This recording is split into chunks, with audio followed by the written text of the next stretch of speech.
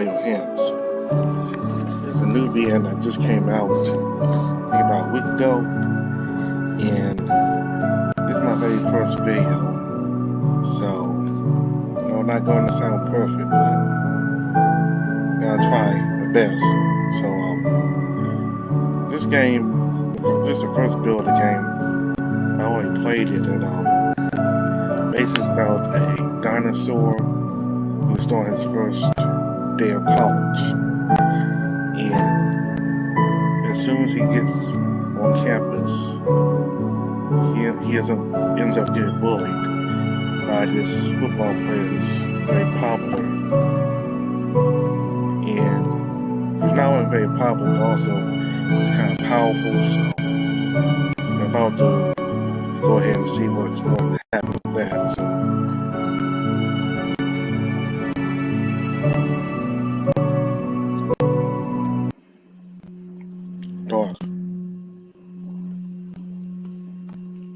dark but warm, safe. Home. Wait for long. Made scratches with claws and stone dirt. Several sort woke up, then wandered around Nest Cave. Had to stay in Nest Cave, but bored. Looked outside, didn't see a sign or egg layer, so looked up to high. No light, just dark and cold. Before could just watch flying food when bored. Now no flying food. Now a little wanting food. Insides growled like sour when not brewed would come into territory. Empty, hungry. Lay down, several low. Got back up and scratched at cave walls. Found rock to roll around. Practiced pouncing at saddles on the rock dirt. Used to be many brood to play with, classmates. To play fight and play hunt. Ready to get a silent egg layer to come home. Then not brood tame. Some couldn't hide one fast enough. Then dark cold came, and some wouldn't wake up after sleep. Then food things started going away, and some couldn't feed entire brood. Sai was hunter. Egg layer could make more clutches. Growled, kicked rock dirt with bottom claws, and high got bright again. These would be different. His head to wait for sound, movement. Sat near a nest cave. He had right outside opening and started sniffing. If not brood, then it would be in danger. Might become food thing. Couldn't fight, so it had to run far fast. Sniffed again. Peeked outside. Not danger, safe. Sorry, an egg layer were coming home. Coming home with food.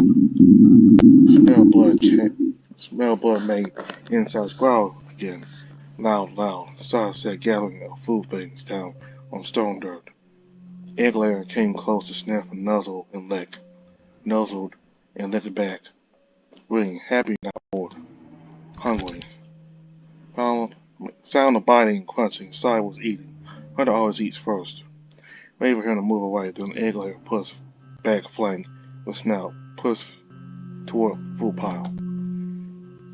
Lots of little food things to chew and swallow. They fill up empty insides. Burning muzzle and food pile to eat. Fresh meat and fresh blood, good, tasty. Chewing, swallowing. Pain. Pulled away from food pile, lower leg fastened. Kicking felt scratches on snout. Tasted blood, not food blood. More movement. Food things were scrubbing out from under others. Bitten, bleeding, but not dead. Screaming, whining, faint fear. Annoying. Chomp, but got kicked again. Food thing crawled away, started leaping, started running. Running out of Nest Cave. With the side, with the egg layer ward, food thing got away. Got growled at. Hunter didn't let food things get away.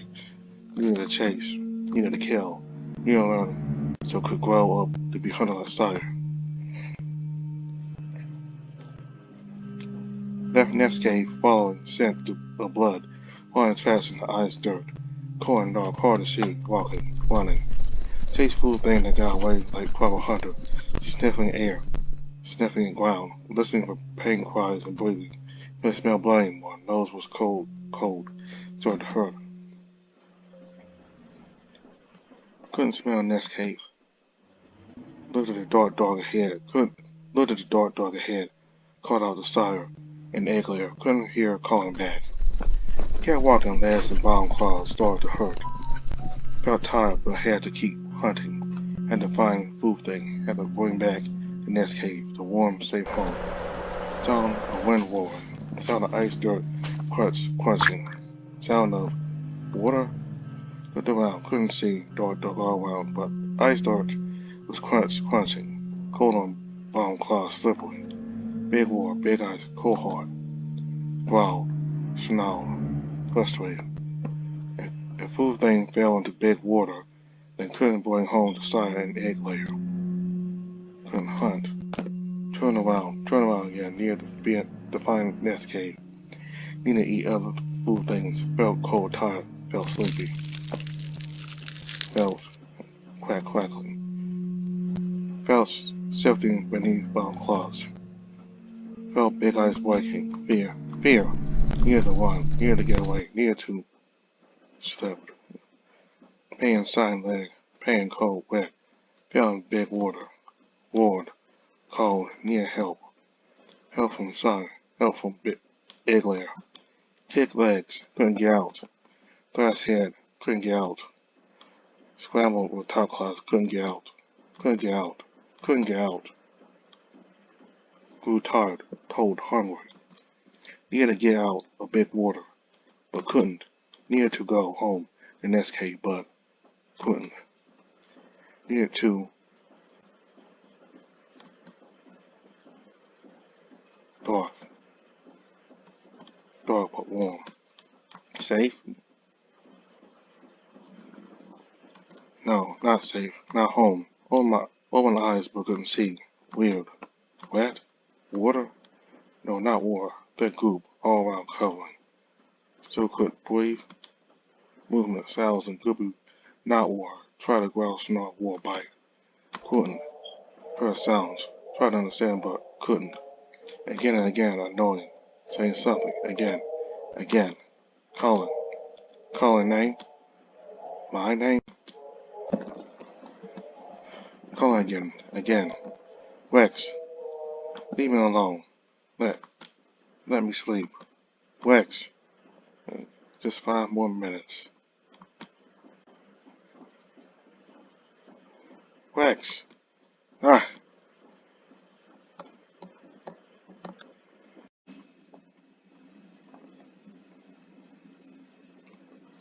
I jerked away, staring up at the white ceiling above me.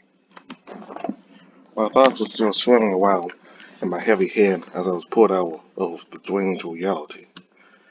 By what? By that voice calling for me? A familiar voice. I scrambled out of bed, untangling myself in the sheets over the intercom on the wall. Press the button to answer. I'm up. I'll be down in a few minutes. No dilly-dally too long. You don't want to be late on your first date, don't you? No, sir, Dr. Abraham. As soon as I took my fingers off the button, I sighed and needed to close my eyes. It had been a long time since I had that kind of dream, let alone that intense. Well, I guess it could actually be more of a memory, but details. I huffed, shook my head. I didn't have the time to think about the past when the few was waiting for me to get off my ass and greet it. So I made my way into the tiny bathroom and touched the bedroom, splashing some water on my face and looking at myself in the mirror. Yep, that's me. Rex Abraham, just your normal, average dinosaur. Yes, dinosaur. I was sorry to be sick. It's a long story. I brushed my teeth, making sure there wasn't anything caught between them. Then, after doing my morning business, I hopped in the shower. Needed to be as freshened up as possible after all. Didn't want to make a bad first impression. Then I got dressed and made my way downstairs. Dr. Abraham? No answer. I checked around the living room and the kitchen, only found a scribbled note saying on the counter. Need to took one to the lab to check on the samples from yesterday. There's a breakfast sandwich, waiting in the fridge, and some coffee in the pot. And I received has informed me that Camille will meet you at the front gate. He'll show you around, and if any issues come up, we'll be able to help out. Have fun and enjoy the experience, Dr. A. I can't help laying out a sigh of relief. At least I have good old Camille there with me. With that, I crumpled the note up and tossed it into the trash bin.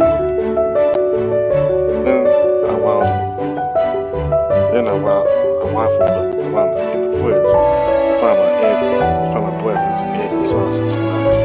When I was heating up in the microwave, I poured myself a cup of coffee. Took a deep breath in, letting the smell wake my brain up the rest of the way.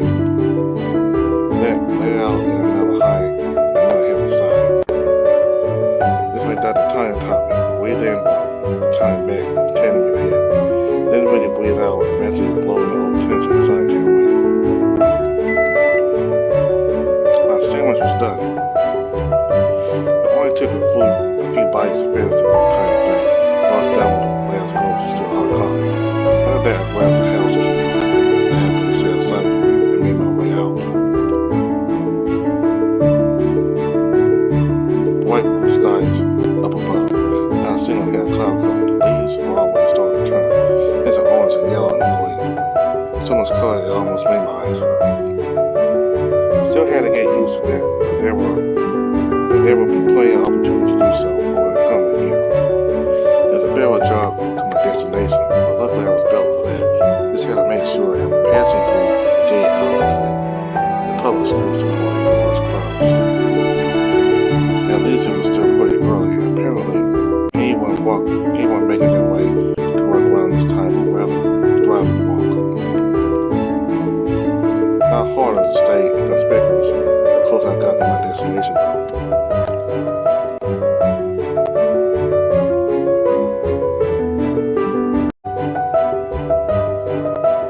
University of Maryland, one of the largest, most prestigious in the state, once partnered with the landlord, Dr. Abraham.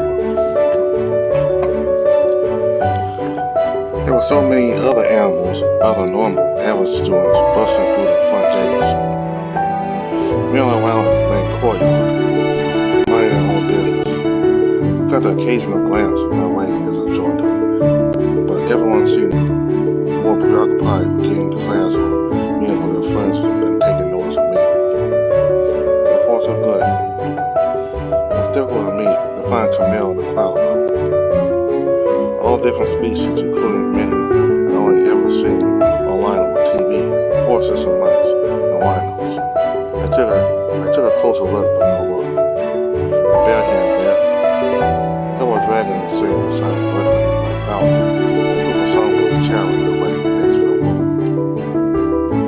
Oh no, wait, those were wows. They darted forward when a lizard tossed the remains of his breakfast onto the ground nearby, then scattered when a boy in a security uniform rushed over to him away. Hey Rex! I almost jumped out, my scales my feather hand landed on my shoulder. Connor? Don't just sneak up on me like that. The rooster just laughed and gave me his widest shit-eating grin. You gotta pay more attention to surroundings, man. Dick, I'm a cock, thank you very much. Rolled my eyes and aimed a light punch at his shoulder, but even so I couldn't help letting out a quiet laugh to match his own louder squawking one. Connor Gordon. He was one of my best friends back when I was a kid. His uncle used to work at the lab along with Dr. Abraham, maintenance or security or something. I can't really remember. And since he, Camille, and I were the only children around, we ended up getting really close with one another. Speaking of, have you seen Camille around anywhere? Really? First time who knows how long since we've seen each other, and that's the first thing you say? Well, yeah, me and him have been really missing you, man. If all three of us are gonna be here this year, then we can start hanging out again, like we used to. I like that. It really has been way too long. So what have you been up to? Keeping yourself out of trouble or getting into it? Oh, this and that, mostly just keeping busy at work.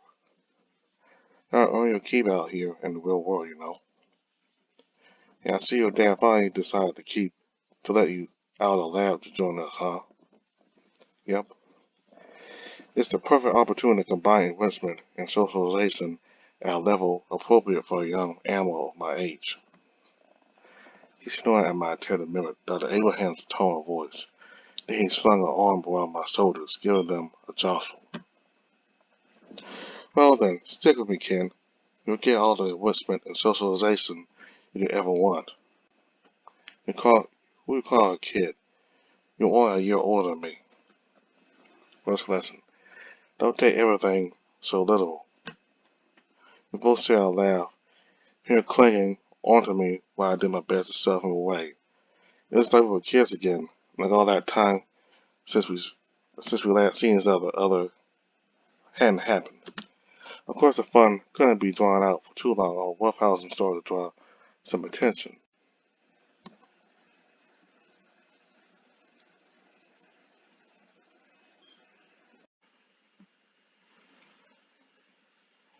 A tiger, a lion, and a wolf were making their way over.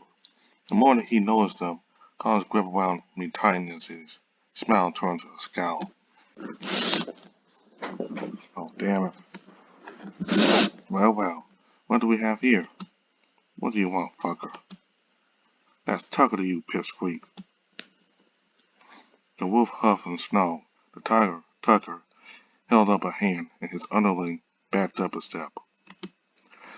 Well, I wanted to introduce myself to that new face I see moseying onto my campus. He turned and bared his teeth at me with a wide grin. As my friend here said, the name's Tucker Thompson to be precise, and these are my right and left-handed men, respectively. Liam, Wyatt. Say hello to our new friend here. The lion, Liam, apparently just gave me a silent nod. That's right. You better remember those names if you want to have a good time here at Mammoth. Otherwise, well, I'm sure you're smart. You can figure things out. He gave me a pat on the back and batted his hand away. Sure, I'll keep that in mind. What even are you? The lion was staring at me, examining me, probably curious, sending a familiar tingle of tension up my spine. Before I could spout one of the lines Dr. Abraham always used when I'd had to be taken out in public, Tucker spoke up with a snicker. You know, Liam, I was thinking the exact same thing. Never seen a queer like you around here before. Those teeth of yours look pretty apex for a lizard. What, did your dad fuck a dragon with downs or something? Down quanted. Wyatt now allowed obnoxious. Oh. Tucker was smirking, satisfied with himself for that quack. Deep breath in, slow breath out. Blow away the tense anxiety. See, I couldn't resist falling back. I'm sure your mom had plenty of experience with that. That got to them. I barely noticed the approving pat on the back that Connor was giving me, nor the laugh he was laying out. Had my gaze locked on the Tucker, had to keep him in sight, watch his movements. What did he just say to me, lizard?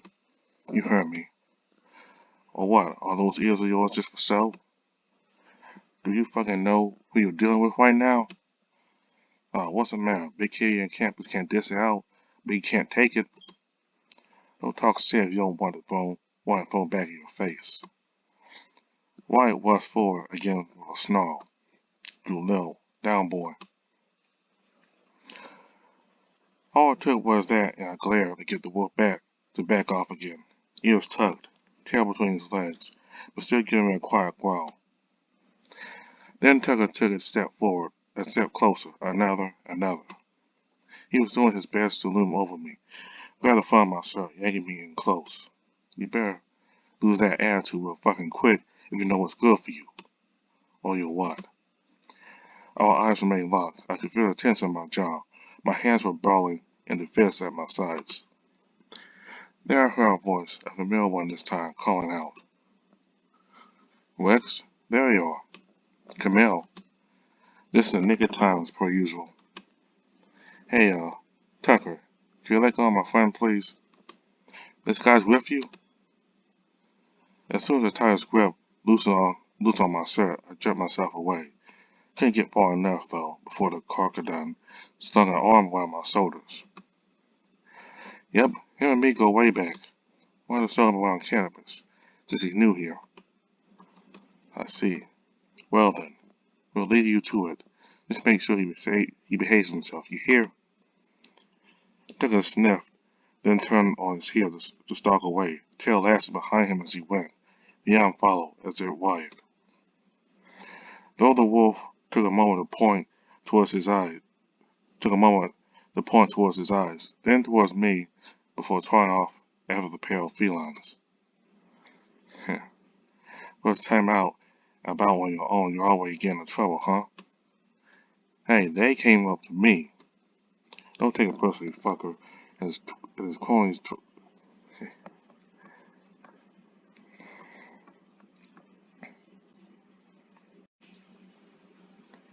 Don't take it personally. Fucker and his cronies try throwing their way around with everyone. They're not that bad when you get to know them. I want to take a long dip in a deep fryer. Thank you very much. Silver scowl, orange cross, and well furrowed. One of these days, someone's gonna give those guys what they deserve. Come on, Connor, don't joke about stuff like that. More importantly, he whined and reached over to pull Connor in close as well, his free arm around the rooster's shoulders. Connor, how the heck have you been, huh? Just trying to keeping on. You know how it is. Well then, why don't you tag along while so Rex here around, huh? He looked from me to Connor, then back again. It'd be like old times, the three amigos ride again. Sounds like a real blast, yeah? Sorry to say though, I've got one. Class I really wanted to take ended up not having enough people sign up, so I kinda been rushing to get something in that spot on my schedule. Aw. Connor pulled away, giving me and Camille a shrug and a woeful smile. Says, what can you do? Alright then, have fun running around like a chicken with your hair cut off, man. Hardy har. I'll see you guys later, alright? Sure, later. Maybe we can catch up during lunch. Maybe. With that and another wave, the rooster turned to head off through the milling crowd. Speaking of schedules, your first class today is in half an hour, right? I rifled through my pocket, pulling out the once crisp paper Dr. Abraham had given me last week. After unfolding and smoothing it out, I looked it over. Yep, looks like it. Alright, looks like we got a double timer on the tour then. Here, let me show you where the different lecture halls are. They will swing by the library on our way to the history building. Cool. I'll drop you off there, then show you around the rest of the campus after the classes. Sound good? Sound good. Either way. With a hearty pat on the back, Camille began showing me around. I kept my eyes on my surroundings, all the buildings in so many different places, the green grass and tall, shade-giving trees, the winding paths and all the animals going here and there and everywhere. There was a lot to take in, so months after so long just staying around the pristine uniform, stark and sterile lab complex. But I had Camille with me, and Colin would be there too. I could do this. So began my first day at the University of Maryland.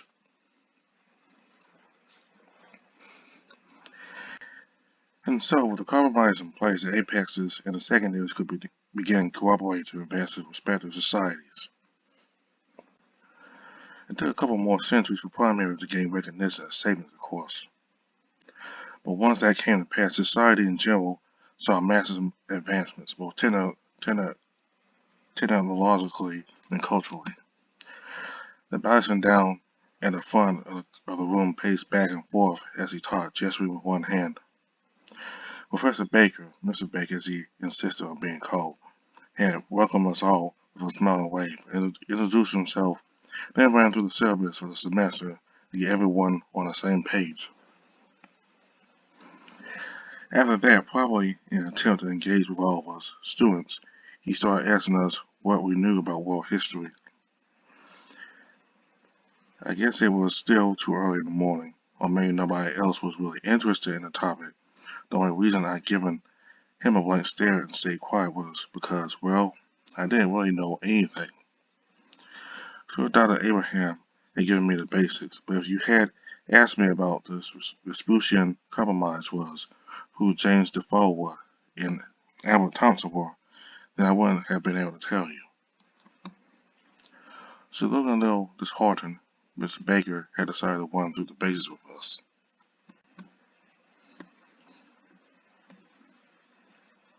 Now, as you can imagine, progress didn't come very easily. Primaries were understandably reluctant to subject themselves to the compromise, being the very bottom of the food chain and all.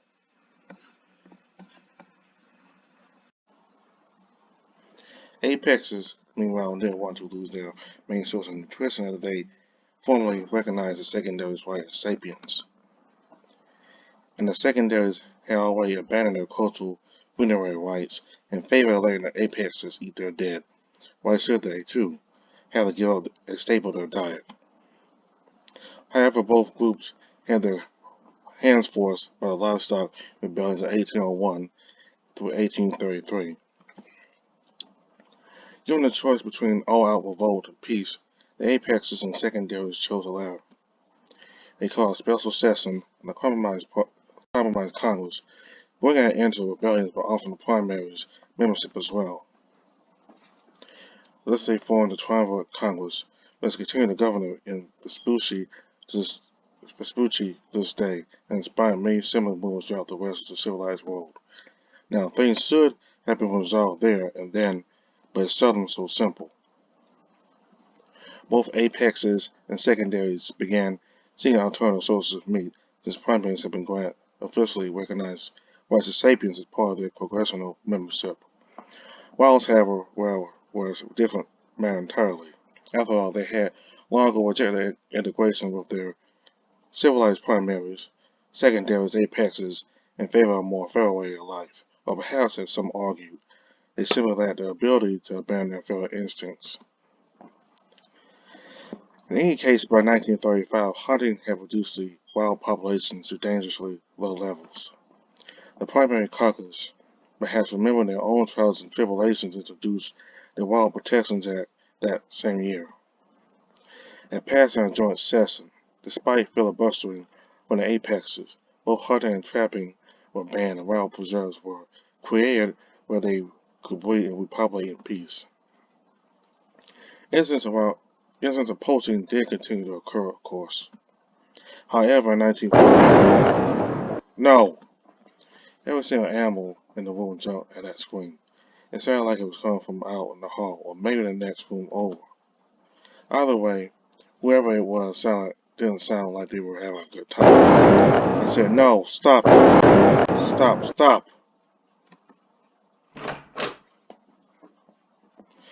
After a few moments of stunned silence, the door creaked open, and the other students started murmuring to one another as the female elf slipped inside. She made her way to the front of the room and, with an apologetic look on her face, whispered something to Mr. Baker. I see. After letting out a heavy sigh, he turned to address us with a clear in his throat. Sorry for the interruption, folks. Everything's fine. There's nothing to worry about.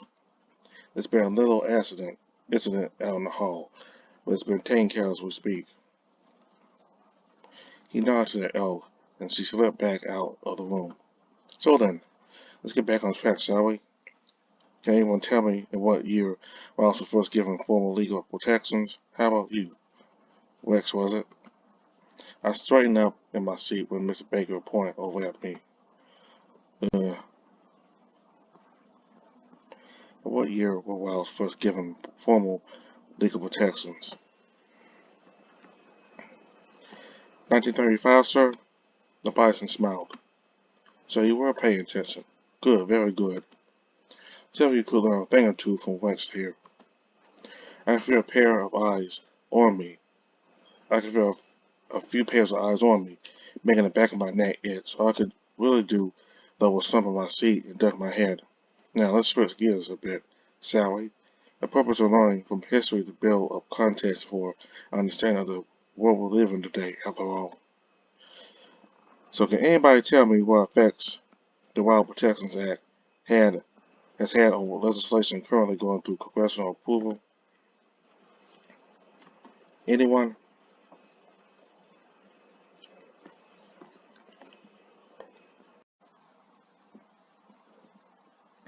The remainder of the morning was pretty uneventful.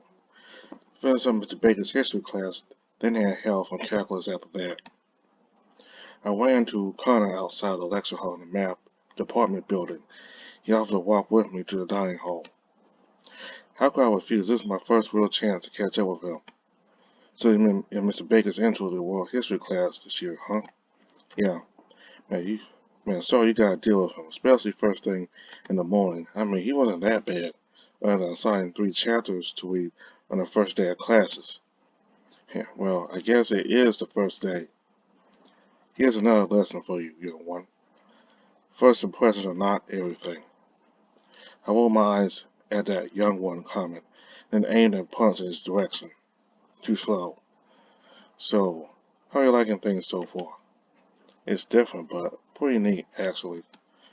Are you feeling enriched yet? Mostly I'm just feeling hungry. I looked toward the food area and the dining hall. So many steaming dishes and platters, all set out for the students to pick and choose from as they pleased. Sandwiches and soups, ribs and roast. What are you in the mood for? I can't help snowing him a smirk. Anything you recommend, or wise one?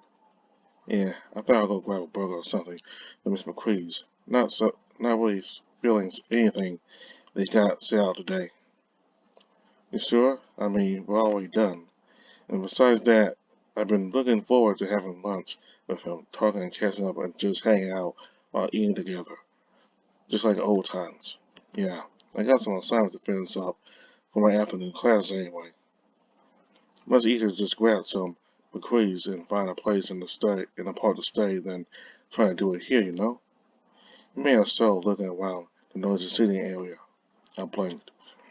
Wait, how do you always have assignments due? First day homework, man. Been really busy at work lately, so I kinda didn't do it yet. A sardonic smile and pound the back on the shoulder. Listen, before I go, the rooster's grip tightened as he lowered his voice. When you order here, or at McCree's, or anywhere really, they're gonna give you a little receipt along with your meal. Yeah, I know that. I've seen that receipt once or twice when the scientists would bring their lunches to the lab from outside. On the receipt, you're gonna see a code telling you the meat they used came from. To keep it and try looking at co-op sometime. So I guess why though? He shrugged. Always gonna know who you're eating, right? After giving me another pat, he stepped away. Alright,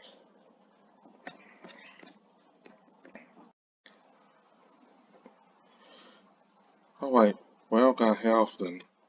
Catch you later. With that and a wave, Connor turned to head out the dining hall. Huh, weird. After watching the rooster make his exit, I turned back towards the buffet-style spread and grabbed a plate. I have to admit my mouth started watering when I took in the heap of fresh fried chicken they had just set out. Oh, I moved down the line. Maybe a burger would be a better choice after all. Luckily, they had entire sections to choose from: hamburgers, cheeseburgers, with or without bacon, even some veggie burgers for the primaries. Once I had grabbed a nice heaping meat-filled burger for myself, I got a drink from the line of soda fountains and tried to find a place to sit down. There were a couple of empty tables here and there. I was no stranger to eating by myself. That was a pretty common arrangement at both home and in the lab. One difference was the number of animals who would also be around. Maybe I could find someone to sit with. Dr. Abraham had said himself, I need to experience socialization with others in my age group. All my life, I'd only really had Camille as a friend and caught back when we were kids. Maybe it would be good to get to know some of my fellow students. I took another look around. So many animals all talking with one another, chatting about classes, what they were doing that night, or whatever else they had in common. I didn't really see anyone that looked particularly approachable other than that orca sitting all by himself at a small table in one corner of the dining hall. He had his head down, staring at his plate while poking at his food. Looked to me like he didn't have any friends either, at least none that were around.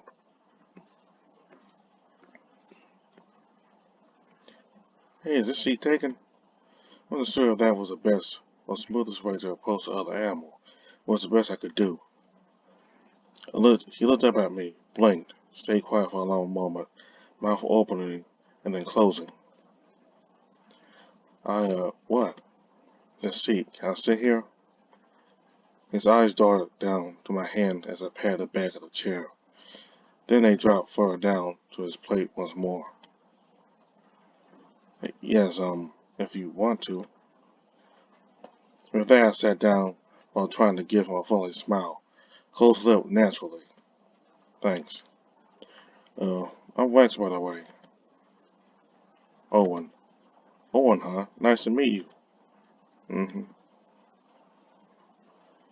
Well, making new friends seems to be going great so far. I looked down to my plate, picking at my food. I cleared my throat. I glanced at Owen, then down to the orca's tray. So, yes, huh? Yeah. Cool. Is it any good? I like it. I'll have to try it next time then. Can I ask you something? I blinked, swallowed my mouthful and nodded. Sure, what's up? Were you in the history building this morning? Like about 9ish? Yeah, I got Mr. Baker's morning class there and then. There was this guy yelling and something out in the hall, but I didn't really get what it was about. Some kind of incident or something. Owen ducked his head and fiddled with his fork. Sorry. For what? Sorry for that. The incident?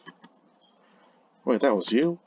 Come to think of it now that I got the come to think of it, now that I got to hear more of Owen's voice, it did sound pretty familiar. The orca looked like he wanted to sink into the chair to the floor. As I stared at him, he stared down at his plate and stayed quiet. Sounded pretty intense. Was someone harassing you or something? Are you are you okay? The white parts of his snout were turning a bright, intense shade of pink. Owen, he started eating again, like I hadn't said anything, like I wasn't even there. Must have been a touchy subject. I made a few attempts at small talk, but just got the same stonewalling treatment. Even when he winced and grunted, rubbing at his cheek, he ignored me when I tried to ask what had happened. Eventually, we both finished our lunches and we went our separate ways. At the way I was going, should I be the most popular guy on campus in no time?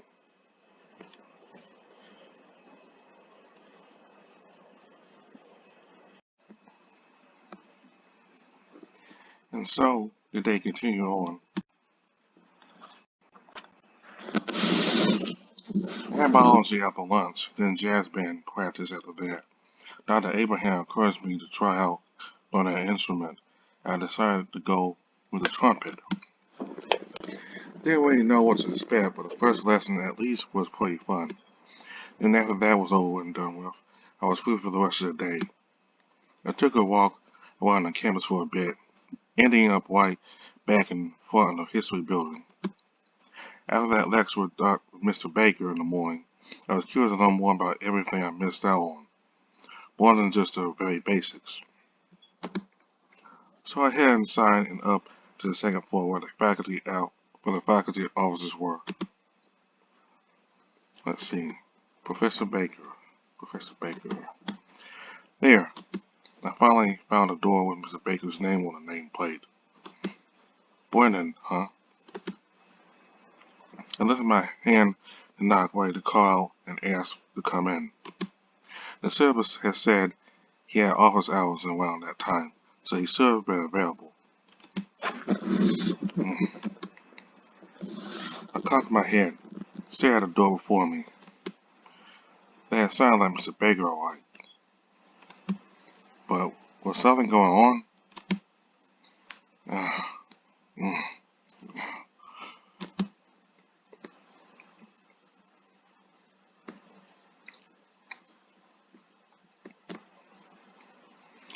The sounds continued from inside the office, huffing and panting, grunting and groaning. I had an idea or two about what the bison must have been doing, but in the middle of the day, in his office, during office hours, when everybody might walk by and hear him, there was a surge of heat in my face, and as I continued listening to older male huskies' muffled voice, I felt a steady pulsing start in my suddenly too tight pants.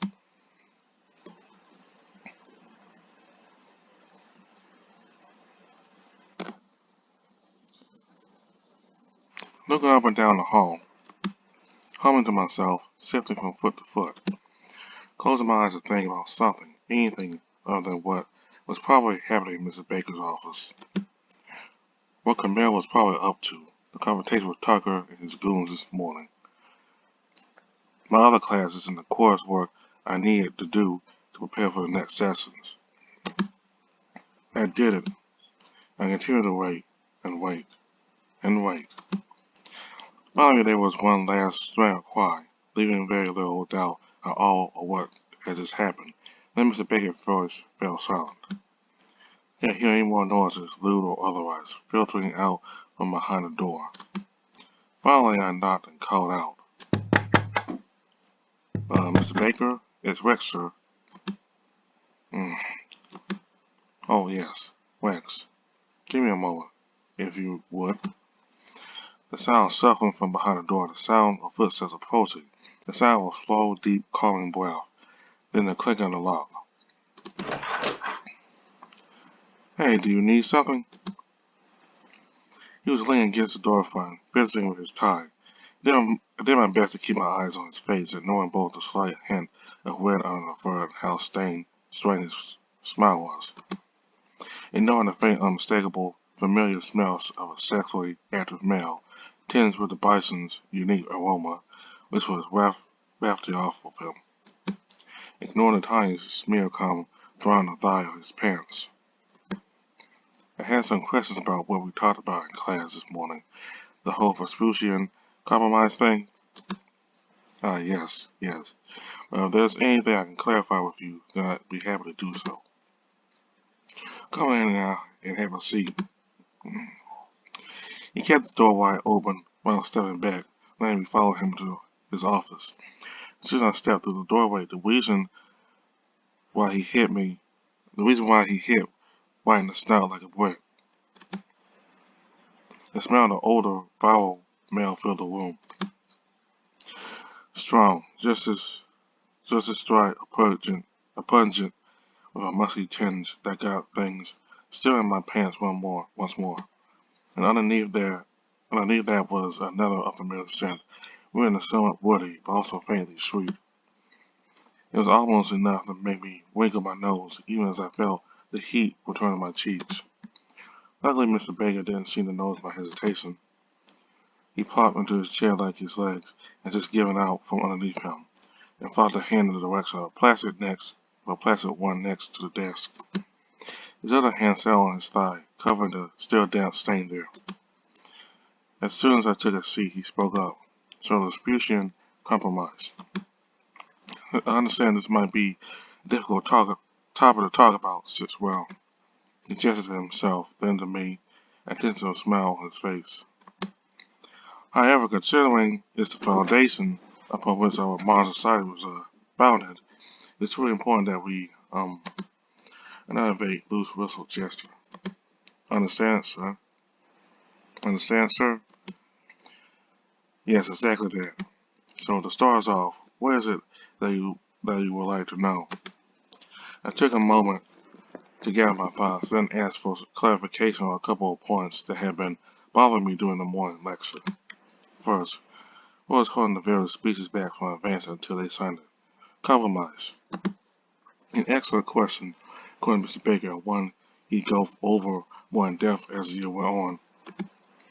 Second, how did the apexes keep from over-consuming the secondaries and the secondaries with the primaries? Was that part of the compromise too? Yes, although more of a formality to foster goodwill.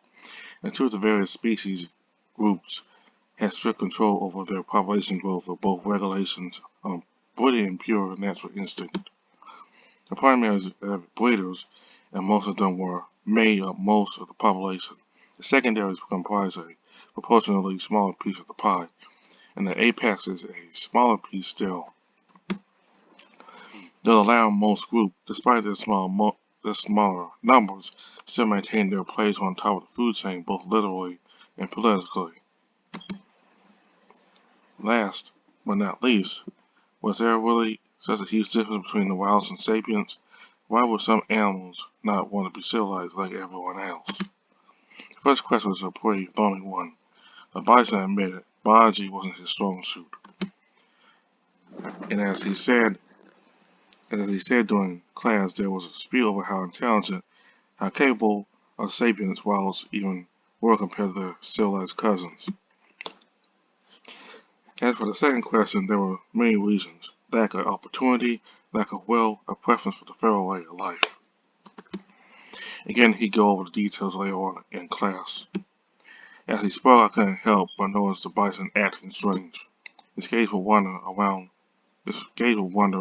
away from me from time to time or grow unfocused while he stumbled over his words. Occasionally, he even threw off in the middle of a sentence and would have to clear my throat to make him continue. Maybe there was something on his mind, distracting him, making him stop and stammer and look away from me. He hadn't heard me outside the door while he was busy, had he? So, are there any other questions you have for me, Rex? I halted that train of thought, cleared my throat, and shook my head. No, sir. Think I've pretty much got it. Good. In that case, I'll let you go. You should find the reading for next time pretty enlightening. The bison shifted in his seat, making the desk chair creak under his bulk. Listen, He cleared his throat and started tapping his finger on the desktop. I'm glad that you saw initiative in coming to me with these questions of yours. You seem like a bright young animal. You're Dr. Abraham's son, aren't you? Well, that was a different topic. Yes, sir. He nodded, mumbling to himself.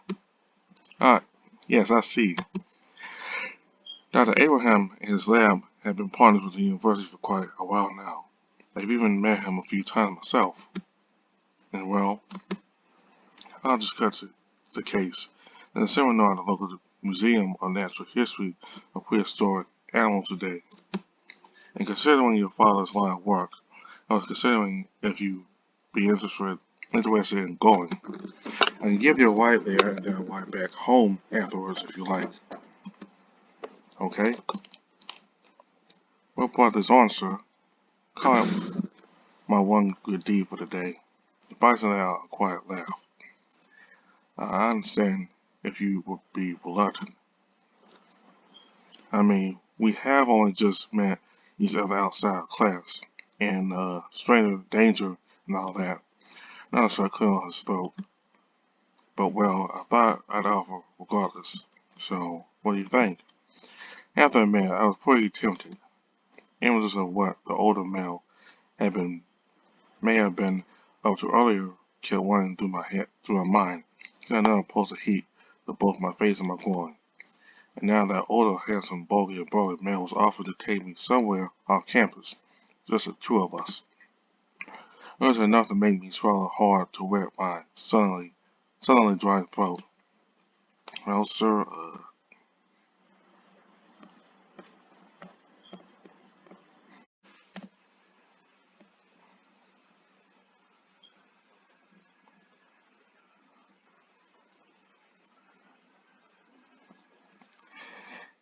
you don't have to give a concrete answer right now, of course. But well, it starts at 4:30. I was hoping to leave around 4 to get a good seat. So come find me in the north parking lot around then if you'd like to come along. Alright. So, he rose from his seat with a strange smile. If you need anything else, you know where to find me.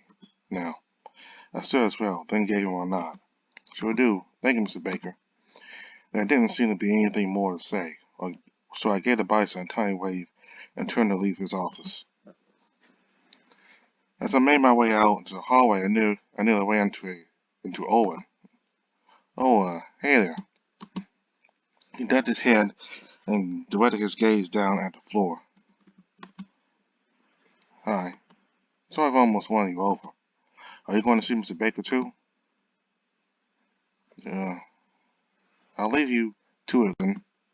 Mm-hmm. He stepped aside. I passed by the organ. With that, I headed downstairs and out of the building. I had just taken in a deep breath of fresh air when Camille called. Hey man, where you doing? Hey man, where are you right now? Well, outside the history building. Why?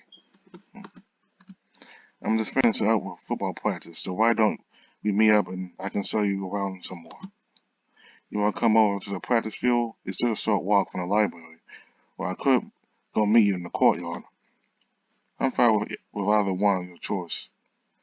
I'm fine with either one. I'm fine with either or your choice.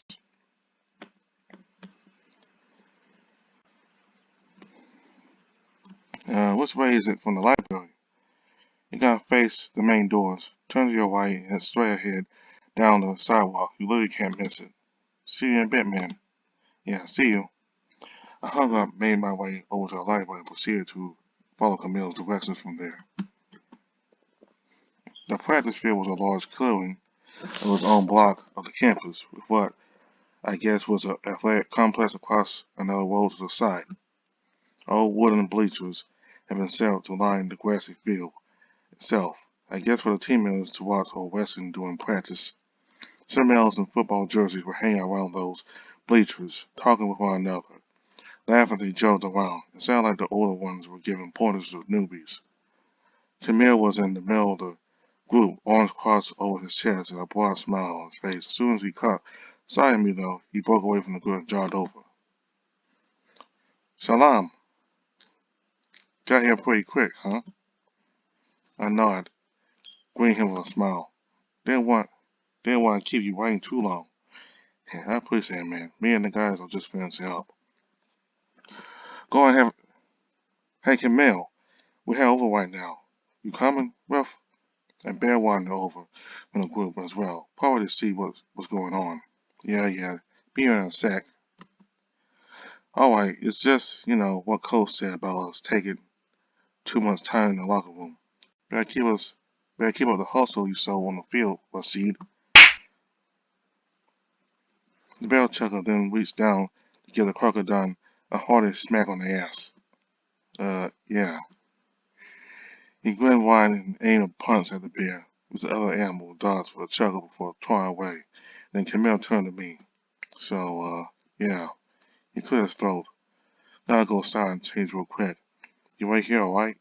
Sure can do. Are you? Before I could finish, he turned to make his way back over to the waiting group. Maybe he didn't hear me. I watched Camille's teammates head over towards the athletic complex, still chatting and horsing around with one another. Then I took a seat on the bleachers to wait for the car to go down. It probably wouldn't be too long. He did say he just needed to shower and change after all. He had looked pretty hot, straight far from his hour of football practice. I couldn't start thinking about that smack to the ass his teammate had given him. No way that round firm ass has bounced into his tight football pants while he and the others headed to the locker room. All those muscle-bound males stripping out of their clothes together, showering together, wet and naked, scrubbing themselves down under steaming water together. I pulled myself out of that train of thought. Didn't know what had come over me. Maybe I was still thinking about those sounds I'd heard coming from Mr. Baker's office. I'd been aroused plenty of times before, of course, whether from looking up porn online or by my own imagination after I was strong, healthy post-adolescent male, so Dr. Abraham had started saying during my early visuals at the lab.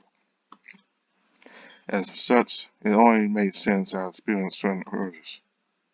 The urge to mate, the urge to plunge my wet male member into a tight, warm hole, the urge, the natural instinct to procreate. I never mentioned to any of the researchers that those urges were directed towards other males, but hey. But Camille was different. He was my best friend. I couldn't think about him that way, no matter how big and built he'd become over the years. Or how form-fitting all his clothes were, leaving pretty much nothing of his body to the imagination. Or how good a crocodile male smelled. How bright and chill he was. How much I liked getting up close to him. His thick arm around me, his bulky chest rubbing on my shoulder. With a strangled groan, I pressed my thighs together and hunched over. Hopefully anyone who looked my way would just think lunch wasn't agreeing with me. Hopefully no one would notice the throbbing tent I managed to pinch in my legs. My pants. You okay, Rex? The way I jumped and grunted, not screamed, was probably pretty funny for an outside observer to witness. It also probably didn't reassure Camille. Fine. I'm fine. How are you? Okay. The crocodile stared down at me, one brow put upward. I'd been so caught up in my thoughts, I guess I hadn't heard him approaching. At least the embarrassment was rushing through me. Was having to take care of my not so little problem. I got up and brushed myself off, then cleared myself before trying to give him one of his reassuring smile. Sorry. Think it was something I ate at lunch. I'm feeling better now. Right. After an hour looking me up and down, he shrugged. So, you ready? Think so, yeah. And, we're headed next. And, where we headed next? Was it the student center you said? Yeah, get you familiar with the place. Maybe see if we can't sign you up for a student group or two. He chuckled. I'm pretty glad your dad's letting you attend college here. I mean, don't you want to stay cooped up in the lab all your life, right? Get you out and about socializing, making friends on me and Connor. When I smelled the crocodile gave the center of my chest a light punch. I really like hanging out with you, man, but you gotta head out and spread your wings on your own sometime, you know? I've been trying. Hasn't really worked out though. Well, it's not gonna happen overnight, but you just stick with me and we'll get you loads of friends. And speaking of, hey, over there. He turned the call out, and that last part is a pair a short distance away from us, lifting a hand to wave them over. Huh? What's up, Camille? And that's when the two of them noticed me. What's he doing here? All I could do was look from Camille to Wyatt back again. What you are thinking about? A pat on the back cut off my words. Camille laughed, bright and cheery as always. I'm gonna be showing Rex here around campus a little more. You guys wanna come with? Adams felt completely dismissive. Wyatt was once more growling, giving me a glare. I stared back at the wolf, both my jaw and my shoulders tense. Alright, come on you two, that's enough. He made a jostle and Wyatt in a stern look. I know you guys got off to the wrong foot, but that's no reason to keep going for these other throats. Hey, you weren't there when this guy was disrespecting Tucker, man. We have said anything if he wasn't such an asshole. Seriously, stop. Both of you. He let go of my shoulders, then took a step forward to stand between me and the wolf. Look, Wes, my friend, so I'd really like it if you guys could get along with each other. At least be sure, okay? Then he turned to look at me, pleading. Same goes for you. I know it's going to be a lot to deal with, but these two are great. Just need to get to know them better. Please. Damn it. I never could only get the crocodile when he pulled that face. I said that last part towards Wyatt now. You're not vague about the direction. It was something, I guess. And as for Wyatt, the wolf kept his ears tugged against his head. Come on, Wyatt. At least I have a sign. Okay. Sorry about earlier.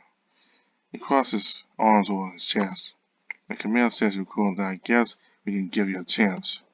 That's all I'm asking for. He pulled the wolf in close so he could give the both of us a pat on the shoulder. So what are you waiting for? Let's go.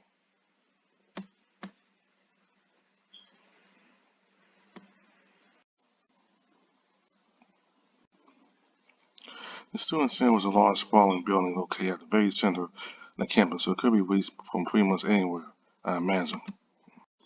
As we approached, Camille told me they had pretty much anything, everything the students would need to make their college life comfortable.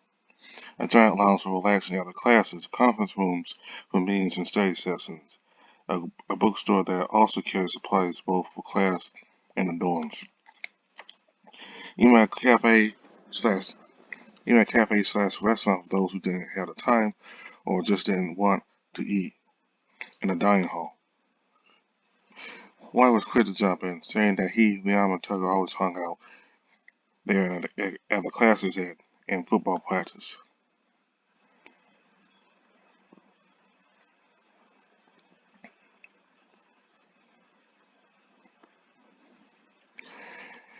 Camille did seem pretty insistent on us getting along. So far, at least, Elam and Wyatt weren't needing so bad without Tugger around. And even if we didn't end up becoming the best of friends, honestly, I let them determine where I could and couldn't go on campus. Got plenty of that back at home, thank you very much. At the university campus, I was just like another student. At the university campus, I was just another student, and students were supposed to be able to gather and relax in the student center, right? Camille led our group inside. The place seemed pretty packed already. Made sense since the regular classes had already ended by that time. Those student groups Camille had mentioned had all set up booths in the main lounge area, either standing to the side or sitting behind tables out while handing out pamphlets to passerbys. Some animals I had seen at the band practice were apparently trying to form a group of their own. I gave our way, but I guess they didn't see me. Wyatt dragged us over to where some sports groups were recruiting so he could talk with some of the males from the football team. Camille chatted with them as well while staying close to me. There were fraternities, sororities, social clubs, hobby clubs, and even one or two student activist groups. Though judging by the lawyers clearing around the most booths, not too many other animals were interested. I always had to feel, I always had to feel sorry for the elk who was trying to wave other students over, only for them to take one look at her giant walls of people, not properly post and turn away.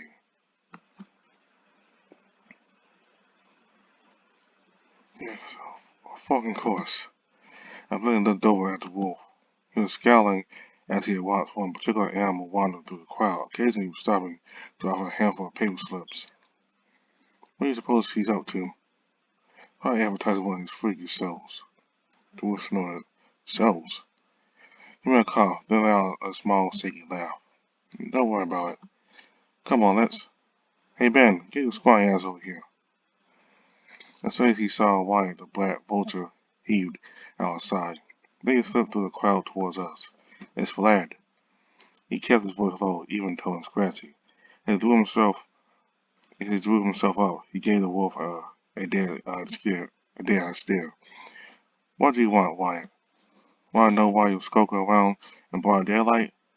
Though you burn Wyatt, though you were burned up, though you were burned right up in front, though you would burn right up as he went out into the sun. He snickered. Vlad just rolled his eyes and held up one of the slips he'd been trying to hand out. I do want to sell out freaks tonight, and I thought I'd see whether any of the journals had any taste at all.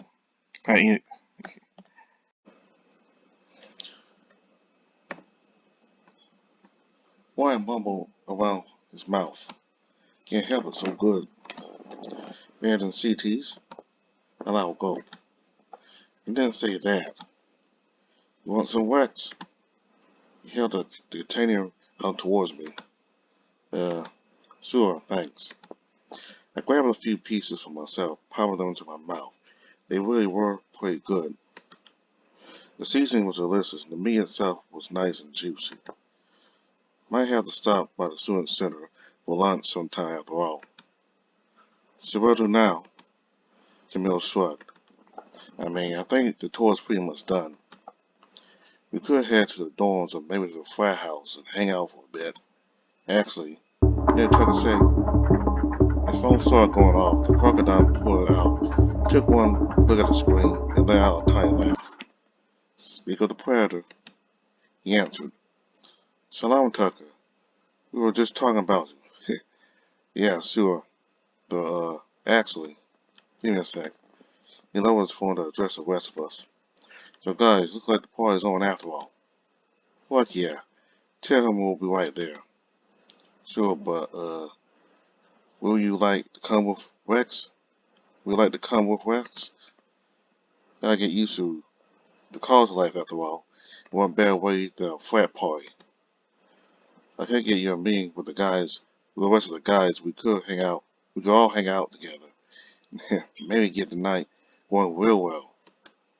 The crocodile waggled his brows at me, insinuating something. Probably not at all what I was thinking about, but still. I stepped into my seat and made a show of humming and thought. I wanted to hide the sudden urge of heat in the scales across the bridge of my snout. Then I grabbed a handful of popcorn chicken to lay for a little while longer, chewing and swallowing. Before I could answer, though, my own phone buzzed a few times in my pocket. Just a sec. Connor was texting me. Hey, Rex, you mind being up in a little bit?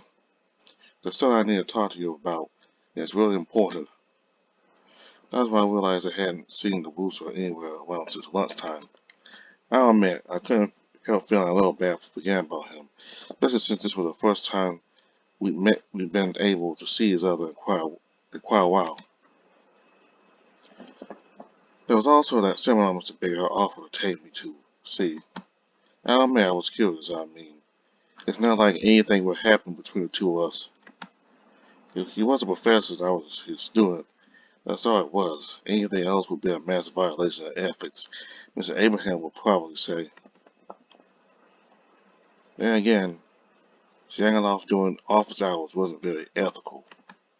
And maybe getting good with the professor would help out a bit during class. From what Mr. Baker had said, it wouldn't be anything other than an educational opportunity. But, Rex, come in, Rex. Are you in or out? After considering my options, I decided to.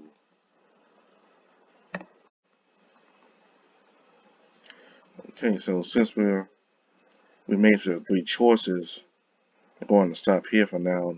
In the next video, I'll play all three choices. So, you have to learn some history about the society and the apexes at the top and the secondaries and then the primaries at the very bottom.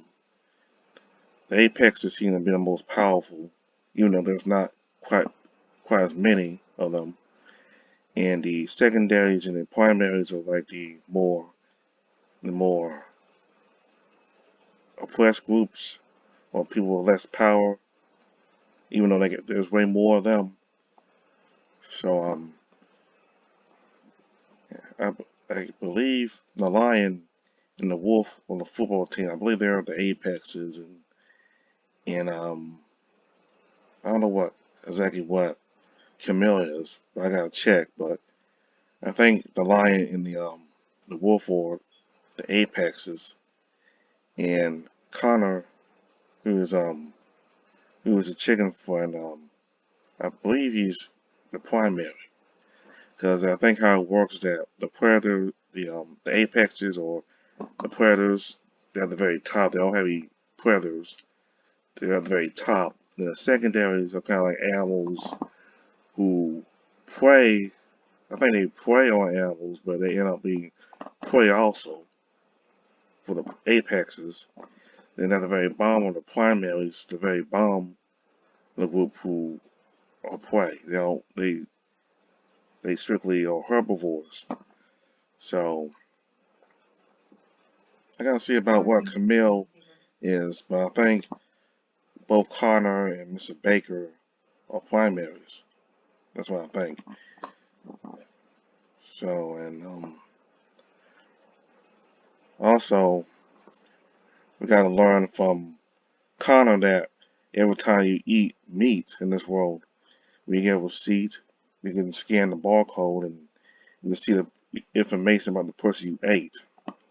So, so basically, basically in this world, when you die, you end up being eaten. You don't end up having a funeral and being put in a coffin and your coffin being dug in the ground. Instead, you end up being eaten. So